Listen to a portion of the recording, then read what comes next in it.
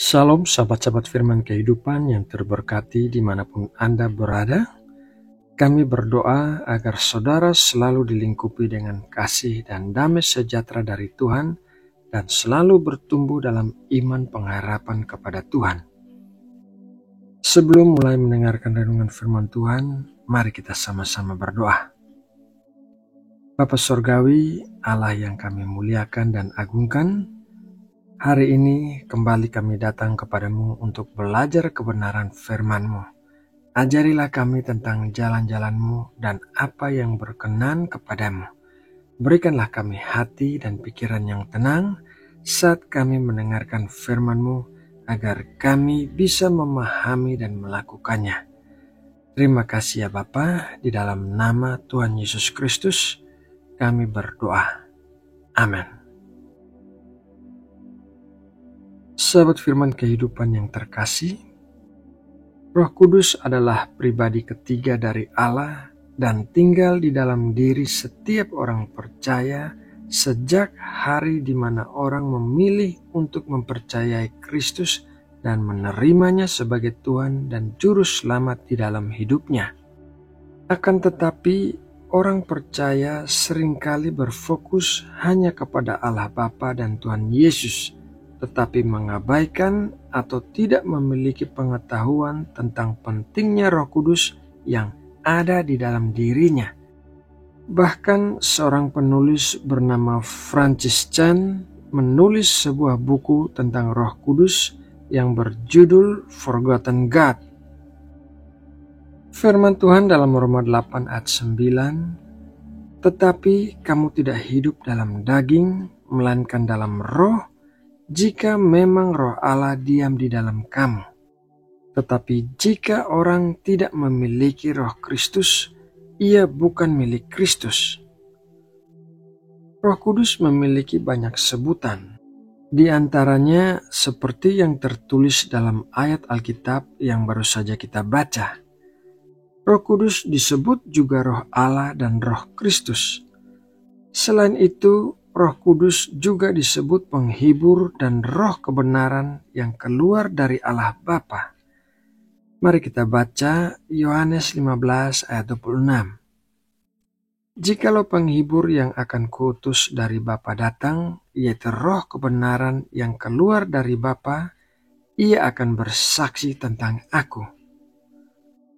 Oleh karena Roh Kudus adalah roh kebenaran, maka agar kita bisa selaras dengan Roh Kudus, kita harus hidup dalam kebenaran. Kebenaran yang dimaksud di sini bukanlah kebenaran yang diukur dengan standar dunia, melainkan kebenaran berdasarkan firman Tuhan. Jadi, untuk bisa selaras dengan Roh Kudus, maka kita harus hidup bergaul dengan firman Tuhan. 2 Timotius 3 ayat 6 berkata demikian, segala tulisan yang diilhamkan Allah memang bermanfaat untuk mengajar, untuk menyatakan kesalahan, untuk memperbaiki kelakuan, dan untuk mendidik orang dalam kebenaran.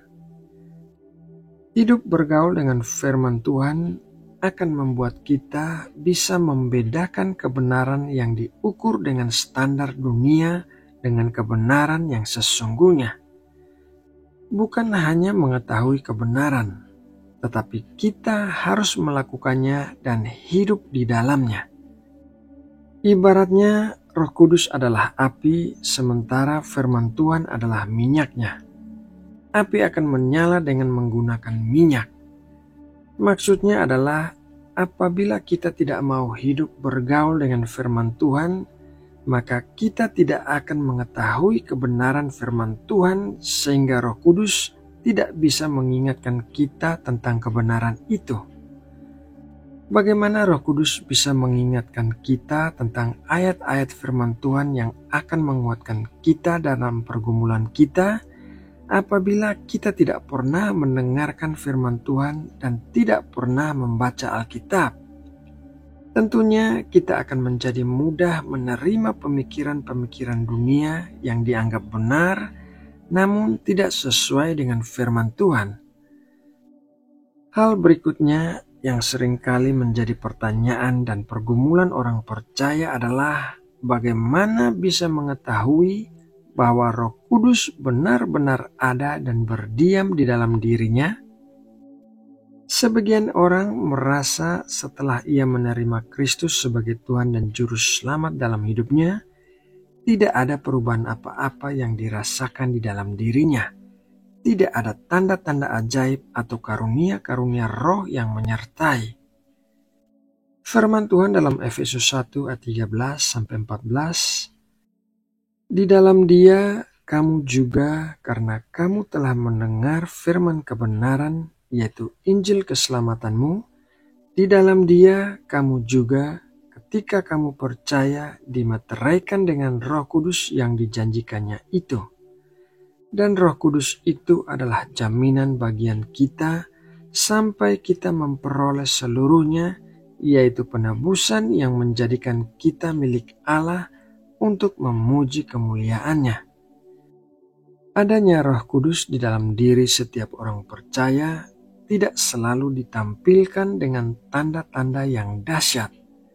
Oleh karena itu, diperlukan iman untuk mempercayai hal itu. Firman Tuhan berkata dalam 2 Korintus 5 ayat 7, sebab hidup kami ini adalah hidup karena percaya, bukan karena melihat.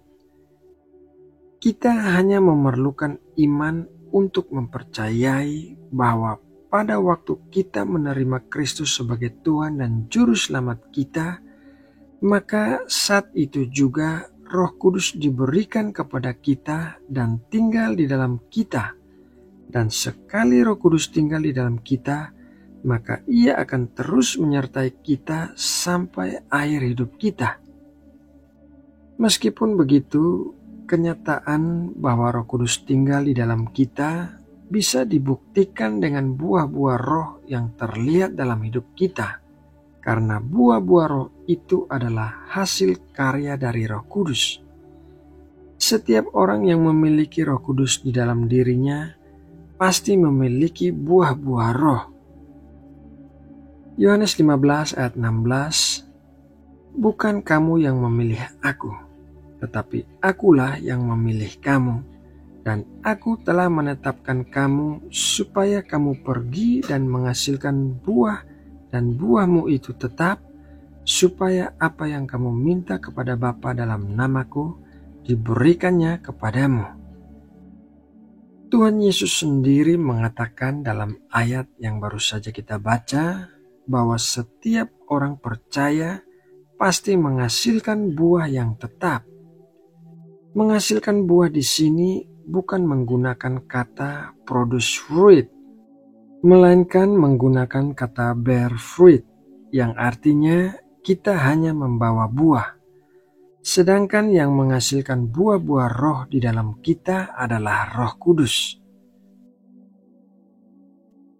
Sahabat firman kehidupan yang dikasihi Allah, melalui renungan firman Tuhan hari ini, kiranya kita semua dikuatkan untuk terus berjalan di dalam kebenaran, agar kita bisa hidup selaras dengan Roh Kudus yang tinggal di dalam kita. Kiranya renungan firman Tuhan hari ini akan menjadi berkat bagi kita semua. Mari kita berdoa untuk menutup renungan ini. Bapa Surgawi, terima kasih ya Bapa atas berkat pengajaran firman-Mu hari ini. Kiranya setiap benih firman-Mu akan tertanam di dalam hati kami dan kami lakukan dengan sepenuh hati kami. Kami mau berjalan di dalam kebenaran agar kami bisa hidup selaras dengan Roh Kudus. Pimpinlah kami ya Tuhan untuk senantiasa mengerti kehendak-Mu dan melakukan firman-Mu. Dan jagailah jalan kami dari segala yang jahat. Biarlah kami tetap berada di dalam-Mu tanpa menyimpang ke kanan atau ke kiri. Biarlah hidup kami memuliakan nama-Mu dalam pikiran, perkataan, dan perbuatan kami. Terima kasih ya Bapa, di dalam nama Tuhan Yesus Kristus kami sudah berdoa. Amin.